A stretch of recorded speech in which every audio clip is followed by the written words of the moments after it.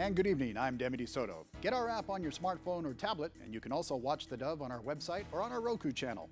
From the Dove newsroom at this hour, President Barack Obama says Washington does not want to dictate terms to Vietnam on how to improve human rights. But the president says that the nations that are more successful are the ones who can freely express their thoughts and assemble without harassment. On his three-day visit to the country, the president addressed his human rights concerns. There are still areas of significant concern in terms of freedom of speech, freedom of assembly, accountability with respect to government. I should note that there were several other activists who were invited, who were prevented from coming for various reasons. And I think it's an indication of the fact that although there has been some modest progress, there are still folks who find it very difficult to assemble and organize peacefully around issues that they care deeply about. President Barack Obama is pressing Vietnam to respect the rights to freedom of speech, a free press, and to write them into the country's constitution. A $2.8 billion annual corporate tax hike is likely headed to Oregon voters in November. The ballot proposal could give Oregon the most aggressive tax climate for big businesses of any state in the nation. It would boost funding for public services such as education and healthcare, but a new state analysis shows much broader implications with job losses, rising consumer costs, and population declines.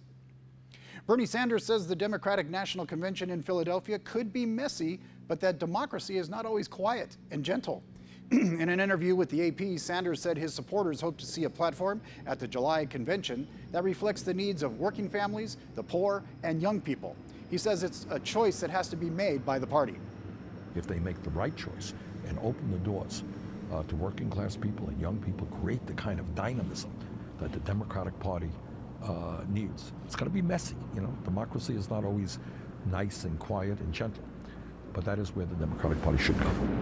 The Democratic presidential candidate says it's imperative that he does well against Hillary Clinton in the upcoming California primary. In a significant turnaround, Oregon officials are clamping down on lead in Portland's air. The Oregonian reports that the officials say a one-day spike in airborne lead at a daycare center led to Governor Kate Brown's Thursday order requiring Bullseye Glass in Portland to stop burning toxic metals in unfiltered furnaces. State health offices say that all levels of lead, a potent neurotoxin, found at the daycare were capable of permanently lowering a child's EQ. Well, let's take a look at our weather forecast as we look around the region, see what's coming up our way as we head into the next few days. Some nice weather happening in Klamath. Going to see highs over the next couple days in the mid to upper 60s and really nice sunshiny skies. As we take a look further on down the line, Oregon coast looking for a low of 50 tonight, getting back up to 60 and 62 tomorrow, and lows around the mid 40s at night. Moving along to the next forecast, Central Oregon will see a low tonight dropping down to about 41 and 66, 64 over the next couple days with mostly sunny skies. And as we take a look at the Southern Oregon forecast, slight chance of showers tonight, dropping down to about 49 degrees, highs getting up to the mid-70s.